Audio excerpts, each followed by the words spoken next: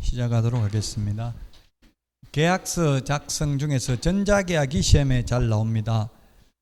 전자계약서를 작성하면 대출금리를 할인해 주고요. 등기 보수를 30% 할인해 줍니다. 아마 몇 퍼센트 이런 거는 나올지는 않을 겁니다. 이게 법조문에 있는 게 아니라 그 부동산거래 전자계약 시스템이라는 홈페이지에 가면 나와 있는 내용입니다. 어쨌든 경제적이다. 각종 건축물 대장 이런 거 공짜로 다 열람 가능하고요. 그래서 경제적이고 편리한 거는 도장 없어도 됩니다. 전자서명만 하면 됩니다. 종이계약서, 종이확인설명서 따로 출력해서 보존할 필요 없습니다. 확정일자 안 받아도 됩니다. 시스템에서 자동으로 부여됩니다. 그리고 부동산거래 신고, 주택임대차 신고, 해제 신고 따로 할 필요 없습니다. 시스템에서 해제하면 됩니다. 자, 그 다음에 안전하다. 계약서 위변조를 방지할 수 있다. 저는 전자계약서를, 임대차계약서, 매매계약서를 다 적어봤는데요. 제가 현업에 있는 개업공개사들 연수교육을 이 전자계약에 대해서 3시간 했어요. 그럼 제가 안 해보고 하면 현업에 있는 중개업하는 분들이 더 잘 알겠죠, 저보다. 헛소리 하지 말라 이렇게 나온다고요. 그래서 저는 그걸 방지하려고, 그것 때문에 직접 계약서를 작성해봤는데 작성하니까 타임 스탬프가 찍히더라고요. 계약 성립되면 전자서명이 완료되고 나면은 이렇게 물음표가 타임스탬프 시점 확인 필 1 도장이 찍힙니다. 몇 년 몇 월 몇 시 몇 분 몇 초 계약 성립됐다 찍혀요. 그리고 만약에 매매계약이면 부동산거래 신고를 하고 신고가 수리되면 시점 확인 필 2 도장이 찍힙니다. 언제 부동산거래 신고가 접수돼 가지고 신고 필증이 교부됐는지 이것까지 찍혀요. 그리고 임대차 계약이면 확정일자가 부여되면 시점 확인 필 2 도장이 찍힙니다. 그래서 위변조할 수 없고요. 그 다음에 부실한 확인 설명을 방지하는 것은 우리 그냥 종이 확인 설명서는 빈칸을 남겨놔도 되지만 전자계약서 작성하면 빈칸 있으면 다음 칸을 적을 수가 없어요. 무조건 빈칸 채워야 다음 칸 넘어갈 수 있다고요. 그래서 빈칸 다 채워야 되니까 부실한 확인 설명을 방지할 수 있고, 무등록, 불법 중개행위를 차단할 수 있다. 무등록 중개업자는 아예 전자계약서 적을 수가 없어요. 적법한 개업공개사만이 이 전자계약 시스템에 회원가입이 가능합니다. 그 다음에 신문 확인을 철저하게 한다. 일반 계약 체결할 때도 신분증 확인하는데 전자계약 체결하면 신분증 확인뿐만 아니라 휴대폰 본인 인증을 한 번 더 합니다. 그래서 안전하다. 그리고 개인정보 암호화로 안심거래를 지원하기 때문에 정보가 누출될 우려가 전혀 없다. 시험에는 법조문에 있는 게 출제됐습니다. 부동산거래 신고, 해제 신고, 주택임대차 신고 이런 건 따로 할 필요 없다. 이거는 법조문에 있습니다. 그런 게 시험에 출제됐고요. 자, 그래서 261페이지 문제 보도록 하겠습니다. 옳은 것은 했는데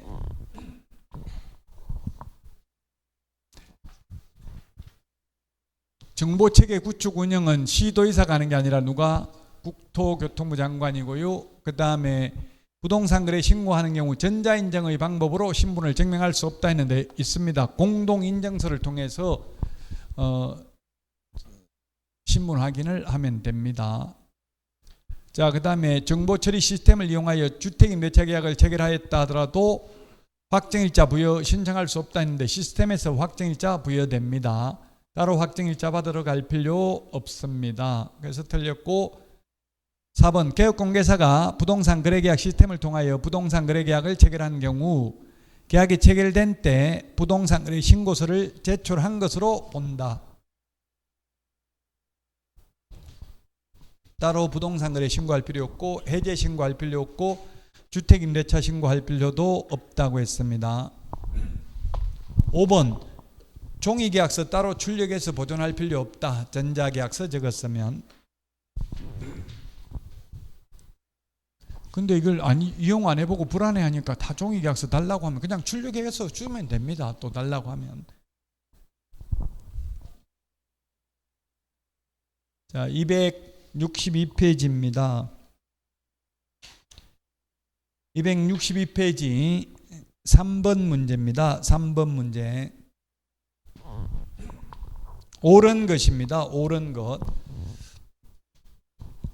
옳은 것인데 갑과 을은 위임관계에 있지 아니하므로 승간조 의무를 부담하지 않는다 했는데 판례가 개업공개사는 선관주의의무를 부담한다는 게 판례입니다. 개업공개사가 갑입니다.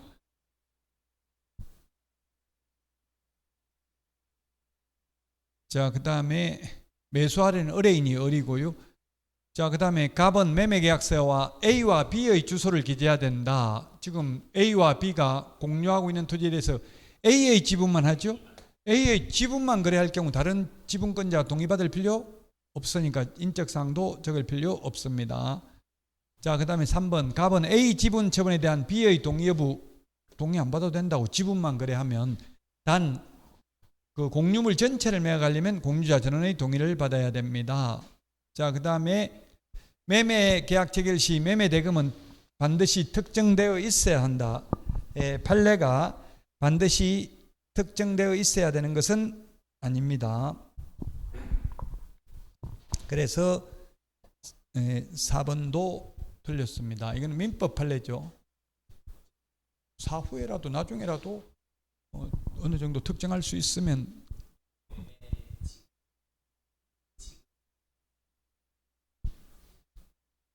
네, 그 뭐 되게 딱 정확하게 시점을 정해놓고 그 추후 이렇게 돼 있어요. 판례는. 5번 갑이 X 토지에 저당권이 설정된 사실을 확인하지 않고 중개하였고 후에 저당권이 실행되어 을이 소유권을 잃게 됐다면 을은 갑에게 갑 개업공개사에게 손해배상을 청구할 수 있다. 근데 현실적으로는 이거 안 적는 경우는 거의 없어요. 왜냐하면 저당권은 등기부에 기재되어 있기 때문에 확인설명서에 다 적죠.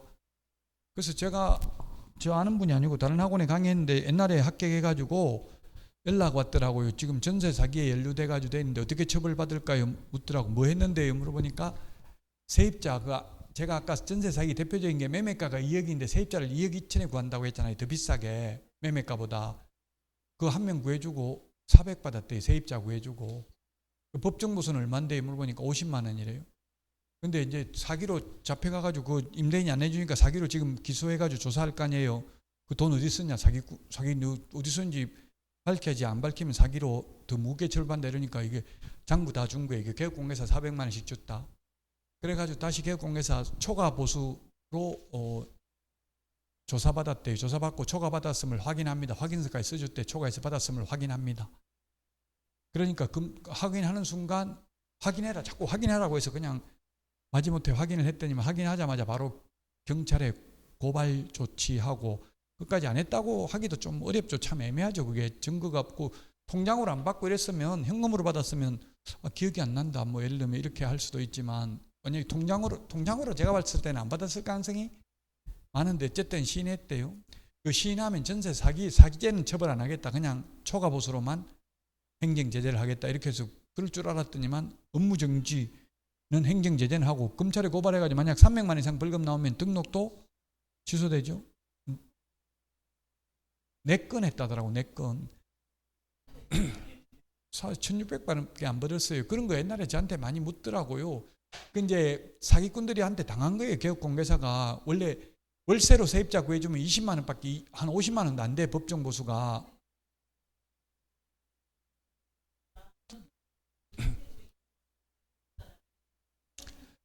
근데 잘 몰랐을 수도 있어요. 왜냐하면 신축은 시세가 안 나와 있기 때문에 신축 빌라를 주로 하거든요. 그러니까 이제 그 공무원들이 해유한 거예요. 사기로는 처벌하지 않겠다. 그냥 중개보수 초과 그거로만 하겠다 해가지고 그걸로만 됐대. 근데 경찰 조사하다 보면 초과보수뿐만 아니라 또 다른 것까지 조사할 수도 있죠. 그러니까 골치 아프다고요. 그러니까 웬만하면 법을 지키려고 노력해야 돼. 받을 때는 좋은데 저도 초과해서 받아봤어요. 사실은. 근데 사기는 아닌데 저 같은 경우는 법정보수 10만 원래 어떻게 하냐면 무보정 월세 그냥 월세 40만 원이 월세 40만 원이면 이거 얼마입니까? 곱하기 70 해야 되잖아요. 보증금도 없어요. 그럼 7하면 4028 2800만 원 여기 한 0.4% 정도 돼요. 중개보수는 시도조례에 의하면. 그럼 사면 얼마입니까? 248 8만 원 48 32 48 32 11만 2천 원이에요. 428 48 32 11만 2천 원. 그 11만 2천 원이 그래 11만 2천 원만 달라니까 주인이 30만 원 입금시켜 준다더라고. 그래서 좀 못 받습니다. 이렇게 했었어요. 그랬더니 다른 중개 없어서 전화가 난리다. 너 때문에 우리까지 못 받게 됐다. 네가 그렇게 잘났냐? 왕따 당하고 싶냐? 그래가지고 할 수 없이 받았어요. 근데 받았는데 저는 사고는 나진 않았어요. 무섭더라고 처음에는 받으니까. 근데 자꾸 받다 보니까 이제 내성이 생겨서 처음이 어렵지 그러니까 현금으로 달라니까 막 그냥 통장에 귀찮다고 통장에 입금시켜 준다고 자꾸 이러는데 무섭더라고요. 무섭기는. 그 현금으로 받아야 되겠죠. 보통 관행이 주인들은 좀 더 줘요. 그래야 빨리 방 빼주고 이러니까 주인들은 이렇게 임대사 받은 사람은 달라 소리 안 해도 더 줘요. 그런 사람들은 크게 문제가 안 되는데 이제 신축 빌라가 문제 된다는 얘기. 신축 빌라. 신축 아닌 거는 이게 뭐 크게 나중에 무보증 월세니까 이거 가지고 사기꾼이라 이렇게 할 가능성은 희박하잖아요. 뭐 보증금이 없는데 떼인 게 없잖아요. 뭐 많이 떼봐야. 이건 어떻게 하냐면 40만 원에 예치금을 40만 원 더 내요. 그러면 얼마 내냐면 세입자의 경우에는 80만 원 하고 이게 91만 2천 원 내고 들어오는 거예요. 그러면 91만 2천 원인데 아저씨 좀 깎아주세요. 10만 원만 드릴게요 하면 예 그렇게 해요. 5만 원만 줄게 하면 예 그러세요. 저는 무조건 이 중국 동포들이거든요. 전부 다. 제가 그 사람들 원하는 대로 해달라는 대로 다 해줬어요. 보통 이거 12,000원만 깎아주면 안 돼요. 예 그럼 90만 원만 주세요. 교육공개사 통장을 90만 원 입금시키면 언제 입주하겠어요? 일주일 후에 입주한다, 한 달 후에 입주한다. 둘 중에 하나 고르라면 답은 예, 일주일이 안 넘어가요. 그날 바로 들어오겠다고 하는 사람도 많아요. 왜냐면 중국에서 와가지고 지금 잘 데도 없잖아요. 하루빨리 들어오는 게 좋잖아요. 근데 이분들은 막 브로커들한테 돈 한 1,000만 원씩 주고 막 이렇게 했더라고. 그러니까 돈 벌어야 되고 골치 아파요 사실. 0.4%라서 시도 조례에 0.4%라고 돼 있어서 중개 보수 수수료가 아니고 중개 보수. 답 5번입니다. 5번. 중개 보수 계산하는 거 몰라도 현업화 하는 데는 상관없어요. 그 자동 계산기도 다 있고 아니면 프로그램에 의해서 자동으로 찍혀 나와요. 다 금액만 넣으면 걱정 안 해도 돼요. 나중엔.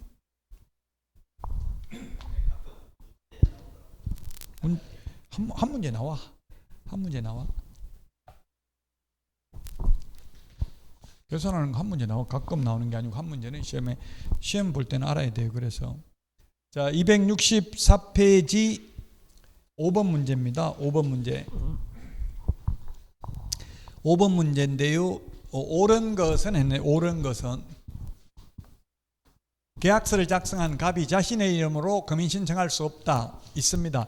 금인 신청은 계약 당사자 중 1인이나 그 위임을 받은 자, 계약서를 작성한 변호사, 법무사, 개업 공인중개사가 금인 신청할 수 있다. 하여야 한다가 아니고. 그래서 시험에 의뢰인의 요청이 있는 경우 개공은 금인 신청해야 된다. X입니다. 요청 있어도 거부해도 됩니다. 그냥 법무사한테 이야기하세요. 어차피 법무사가 등기하러 갈 때 필요하니까 이렇게 말해도 됩니다. 왜냐면 법무사들은 10만 원씩 받고 해줘요. 금인을. 근데 개업공개사는 돈 한 푼 못 받고 금인 받아줘야 되거든요. 자, 그 다음에 저당권은 금인 대상 아닙니다. 소유권 이전입니다. 계약을 원인으로 소유권 이전의 경우만 금인 받습니다. 자, 그 다음에 시장 등으로부터 금인의 권한을 위임받을 수 있는 자는 읍면 동장으로 한다. 시장 등이 읍면 동장에게 금인의 권한을 위임한 때는 지체 없이 관할 등기소장에게 그 뜻을 통지하여야 한다. 맞습니다. 이게 시험에는 요즘은 거의 안 나옵니다. 2006년 이후는. 왜냐하면 실거래가액 신고하고 신고 필증 받으면 금인 받은 것으로 본다. 이렇게 돼 있죠. 이게 문제가 많이 없는 파트는 실제 시험에도 거의 안 나온다는 이야기입니다. 4번 갑이 신고 필증을 교부받아도 금인받지 않는 한 등기할 수 없다 했는데 지금 좀 전에 이야기했잖아요. 신고하면 금인받은 것으로 본다. 토지거래 허가받아도 금인받은 것으로 본다. 5번 병으로부터 금인 신청을 받은 X토지 소재지 관할관청은 금인할 때에는 계약서 진정성을 확인하는 게 아니라 형식적 심사, 당모가지 개대가리 중위조한다. 우리 암기 프린터 10번에 있는 필요적 기재사항 9가지가 아니고 몇 가지 당모가지 개대가리 6개입니까? 6가지만 기재되어 있는지 여부를 확인하고 금인도장을 찍어줍니다. 그래서 답은 3번이 되겠습니다.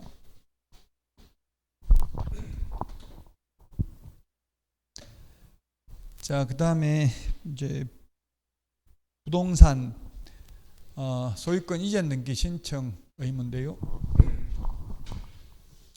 소유권 이전 등기, 보존 등기 전부 다 60일 이내입니다. 할 수 있는 날로부터 60일 이내입니다. 계약일로부터 60일이 아니라 반대급부 이행을 완료한 날이니까 잔금 치른 날로부터 60일 이내에 등기하면 되겠습니다. 60일 이내 등기 안 하면 취득세 표준세율이 4%입니다. 빼기 2% 하면 2% 곱하기 5배 10% 이하 과태료를 부과합니다. 중간 생략 등기하면 3년 이하의 징역이나 1억 원 이하의 벌금입니다. 탈세 목적이 아니라도 중간 생략 등기하면 1년 이하의 징역이나 3천만 원 이하의 벌금에 해당됩니다. 시험에는 거의 잘 안 나오는 파트라고 했습니다. 자, 계약서 금인은 계약을 원인으로 소유권 이전하는 경우 금인받고요. 단 부동산 거래 신고하고 신고 필증을 받거나 허가받은 경우 따로 금인받을 필요 없고, 금인은 시구 읍면장한테 받으면 됩니다. 읍면동장한테. 여러 시군구에 있는 수개의 부동산에 대해서 소유권 이전을 목적으로 하는 경우 그중 하나의 시장 등에게 금인 신청할 수 있습니다. 금인 신청할 때는 계약서 원본 한 통, 사본 두 통을 제출해야 됩니다. 원본 한 통은 신청인에게 교부하고 사본 한 분은 시장 등이 보관하고 한 분은 관할 세무서장에게 송부해서 과세 자료로 활용하도록 합니다. 소재지가 2개 이상인 경우 시군구 숫자 플러스 한 부의 사본을 더 제출해야 된다. 실질적 심사를 하는 게 아니라 형식적 심사를 한다. 금인 신청은 계약 당사자 중 1인이나 그 위임을 받은 자, 계약서를 작성한 변호사, 법무사, 개업공개사가 금인 신청할 수 있다.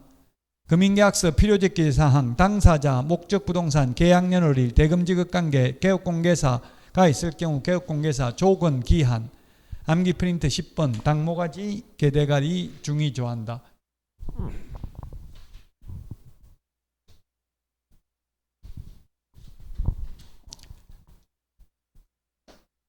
자, 그 다음에 명의신탁 약정입니다.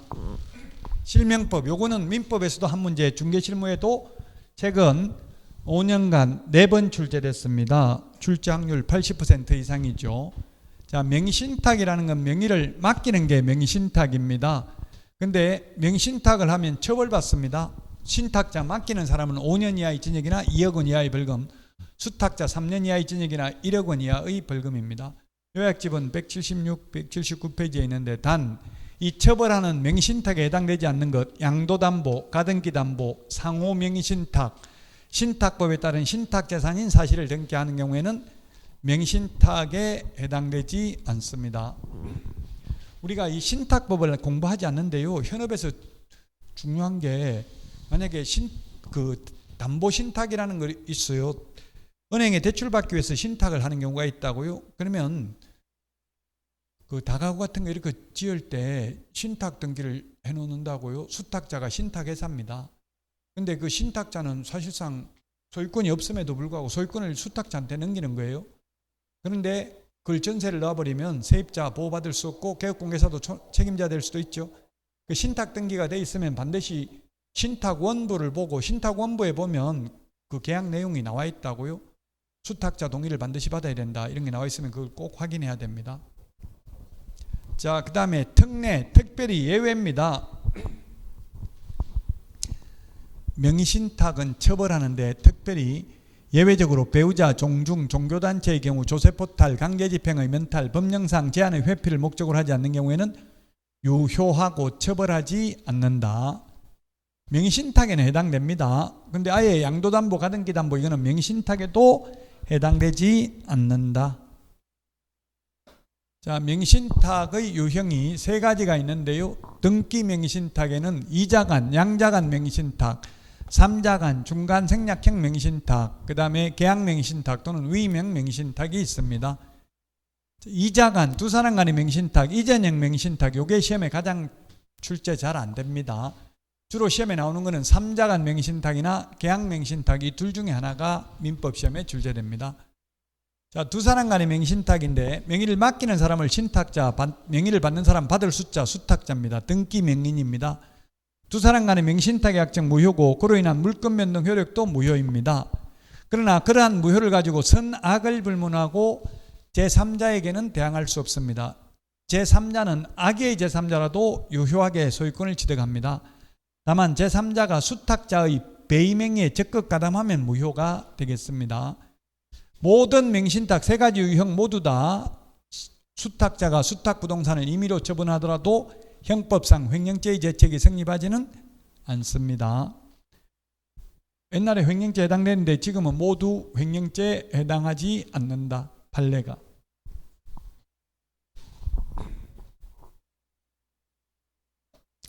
자, 다음은 등기 명의신탁, 중간 생략형 명의신탁 또는 3자간 명의신탁입니다. 신탁자가 있고요. 매수인입니다. 매매계약을 체결했습니다. 이거는 유효합니다. 매매계약은 유효합니다. 그런데 매매계약을 체결했으면 매수인은 돈을 주고 매도인은 등기를 넘겨주어야 할 것입니다. 그런데 돈은 주면서 매수인 주면서 등기는 어디로 넘기게 했냐면은 만약에 갑을 보통 민법 시험에 갑을병 이렇게 많이 나오죠. 아니면 갑을병은 매도인을 을로 할 수도 있고요. 갑으로 할 수도 있을 것입니다. 그러면 이 갑하고 을 명의신탁의 약정은 무효고요. 명의를 맡기로 한 것. 그 다음에 물권 변동 효력도 그로 인한 물권 변동 효력도 무효입니다. 그러나 제3자는 선악을 불문하고 유효하게 소유권을 취득하고요. 수탁자가 수탁부동산을 임의로 처분하더라도 형법상 횡령죄의 죄책이 성립하지 않는다. 자, 3자간 명의신탁, 등기 명의신탁에서는 신탁자는 명의신탁 약정 해지는 할 수 없습니다. 해지라는 건 장래의 효력을 소멸시키는 건데 처음부터 무효니까 해지는 불가능하죠. 그래서 해지는 불가능하고요. 어떻게 해야 되냐 그러면 무효인 등기 매도인이 말소 청구해야 되는데 매도인이 안 하면 매수인이 매도인을 대위해서 말소 청구해 가지고 매매계약은 유효하니까 매수인 명의로 소유권 이전 등기를 격려하는 때에 신탁자인 매수인이 소유권을 취득하게 됩니다. 자, 소위 계약 명의신탁, 위명 명의신탁입니다. 물주, 전주, 자금주, 스폰서가 따로 있었다는 이야기입니다. 매수인이 매도인한테 물건을 샀는데 자기 돈 주고 산 게 아니라 스폰서가 따로 있었다고요. 예를 들면 이것도 갑을병 이렇게 정할 수 있겠죠. 갑을병은 꼭 갑을병은 반드시 매수인이 을이어야 되는 건 아닙니다. 정하기 나름입니다. 자, 이 매매계약은 매도인이 병이 선의인 경우만 유효합니다. 악이면 무효입니다. 그리고 선의인 경우 등기도 유효합니다. 다만 모든 횡령죄 성립하지 않는다 했습니다. 모든 수탁자 제3자 모두 선악을 불문하고 유효하게 소유권 취득합니다. 다만 모든 명의신탁 제3자가 수탁자의 배임행위에 적극 가담하면 모두 무효가 됩니다. 적극 가담한 경우에는.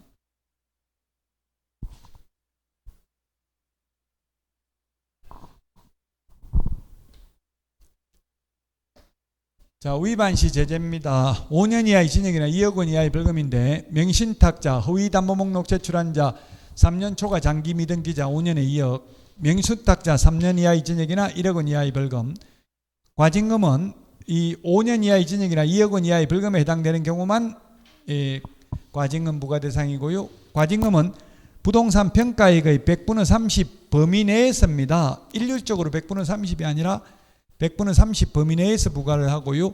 이행강제금은 과징금 부과일로부터 1년이 경과하면 10%, 다시 1년 경과하면 부동산 평가액의 20% 이행강제금 딱 두 번만 부과하고 끝입니다. 앞에서 농지법은 1년에 25% 공시지가, 개별공시지가, 표준지 공시지가 중에서 더 높은 가액 25% 1년에 한 번씩 부과한다고 했죠. 여기는 딱 두 번만 부과하고 끝입니다. 자, 265페이지 문제 풀어보도록 하겠습니다.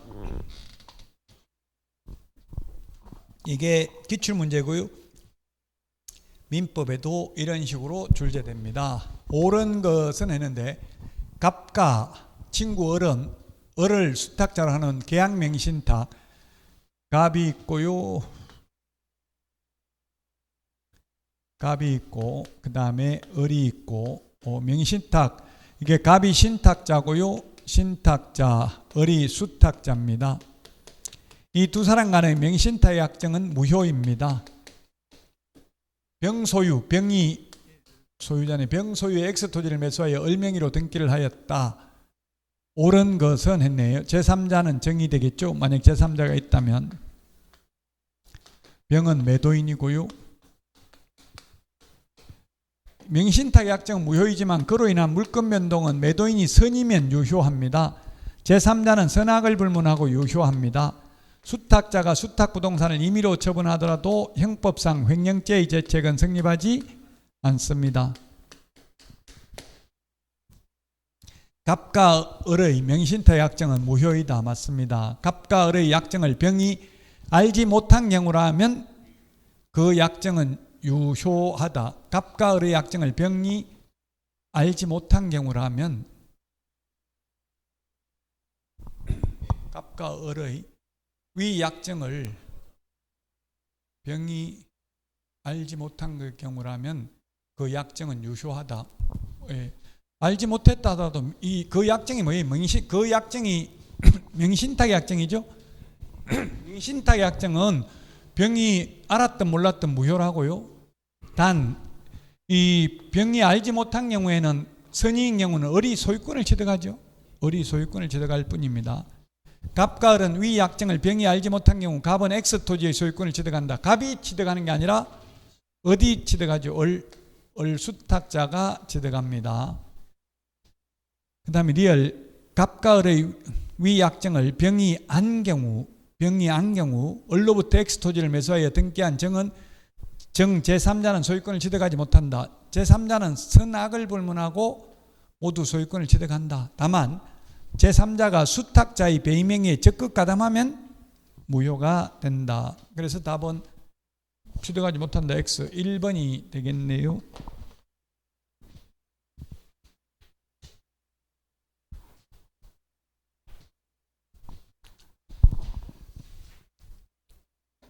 자, 그 다음에 2번 문제입니다. 2번 문제. 옳은 것인데, 옳은 것.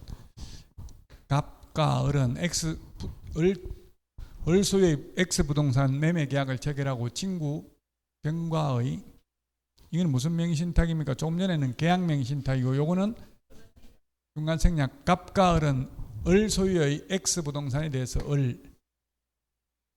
소유의 X 부동산 매매 계약을 체결하고 친구 병 신탁자 갑 수탁자 병 매도인 을 그 다음에 뭐 정 제3자 이 두 사람 간의 매매 명신탁 약정 무효고요. 그로 인한 물권 변동 효력도 무효이다. 그러나 매매 계약은 유효하다. 제3자는 선악을 불문하고 유효하게 소유권을 취득한다. 다만 제3자가 수탁자의 배임행위에 적극 가담하면 무효가 된다. 횡령죄의 죄책이 성립하지 않는다. 횡령죄의 죄책은 성립하지 않습니다. 자, 그래서 옳은 것은 했는데 갑과 병 간의 약정이 조세포탈, 강제집행의 면탈, 법령상 제한의 회피를 목적으로 하지 않는 경우 유효하다. 누가 유효하다고 했어요? 배우자, 종중, 종교단체만 유효하다고 했죠. 친구니까 무효라고요. 조세포탈 목적이 없다 하더라도. 그 다음에 병이 X부동산을 제3자에게 처분한 경우 횡령죄가 성립하지 않는다. 예, 모두 횡령죄 성립하지 않습니다. 모든 명신탁 맞습니다. 그 다음에 갑과 을 매매계약은 유효하므로 갑은 을을 상대로 소유권 이전 등기 청구할 수 있다. 맞습니다. 병이 소유권을 취득하고 병 소유권 취득 못합니다. 무효니까. 소유권 취득 못하고 갑은 병에게 부당이득 반환을 청구할 수 있다.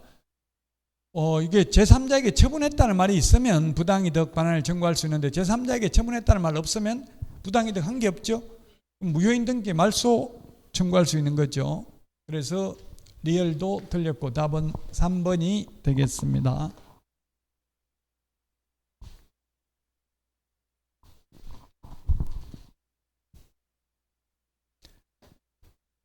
자, 다음은 3번입니다. 3번.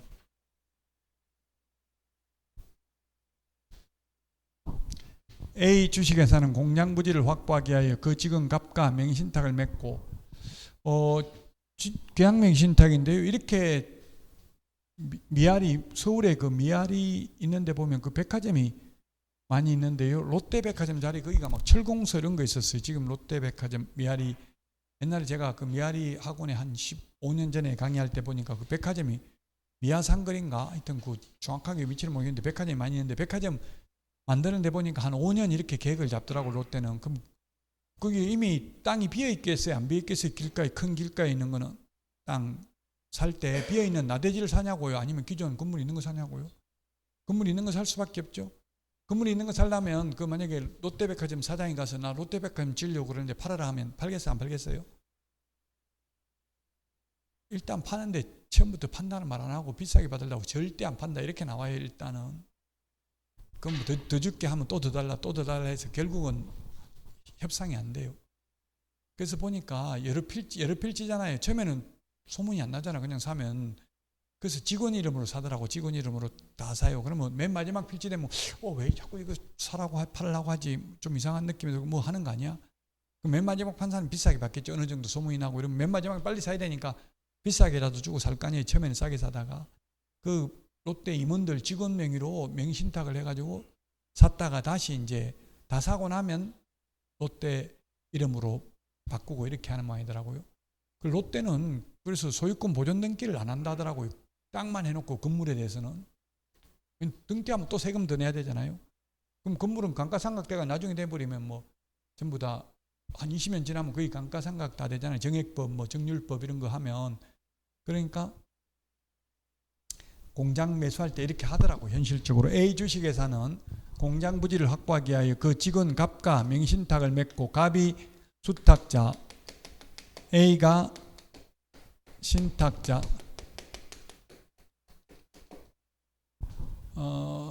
개업공개사 을의 중개로 병소유의 X토지를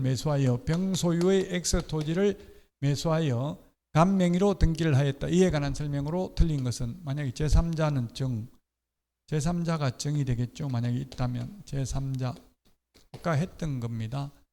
자, 틀린 것입니다. 틀린 것. A와 갑 사이의 명신탁 약정은 병의 선의 악의를 묻지 않고 무효이다. 병이 선의인 경우에는 이 매매 계약이 유효한 거지 등기가 유효한 거지 명신탁이 유효한 건 아니죠. 명신탁 약정은 항상 무효입니다. 다만 명신탁이 유효한 거는 배우자, 종중, 종교단체의 경우 조세포탈 목적이 없다면 유효합니다. 그래서 1번은 틀렸습니다. 뭐예요? 지금 옳은 것은, 틀린 것은 옳은 것입니다. 옳은 것. 1번은 맞는 말이네. 1번은 옳은 거고요. 2번, 병이 갑에게 소유권 이전 등기를 할 때 비로소 갑이 소유권 이전 등기를 할 때 비로소 알았다면 소유자는 병이다 했는데 소유자는 병이 아니고 갑이죠. 갑이 소유자죠. 계약 체결 당시에 알았는지 몰랐는지 악인지 선인지를 판단한다고요. 계약 체결할 때는 몰랐다가 뭐 할 때 알게 됐어요. 비로소 소유권 이전 등기를 할 때 계약하는 날짜하고 소유권 이전 등기하는 날짜는 보통 한 달 이상 걸리죠. 잔금 치르는 거 보통 한 달 이상 계약합니다. 그 계약 체결 당시에 알았는지 몰랐는지 선인지 악인지가 중요하다고요. 계약 체결 당시는 선이기 때문에 갑 수탁자가 소유권을 취득합니다. 틀린 거 2번이 정답이네요. 3번, A는 갑에게 X토지 소유권 이전 등기를 청구할 수 있다. 갑에게.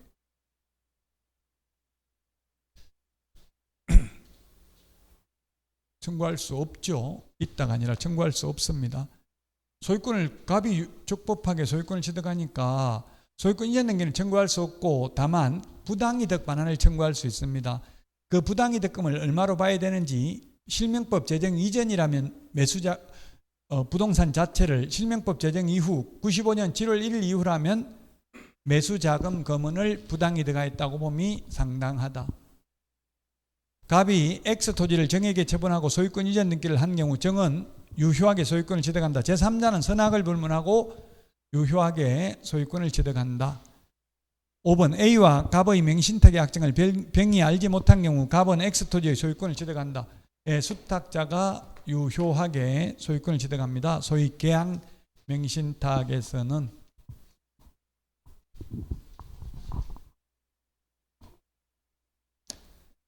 자, 여기까지 하고 쉬었다가 주택임대차 보호법부터 하도록 하겠습니다.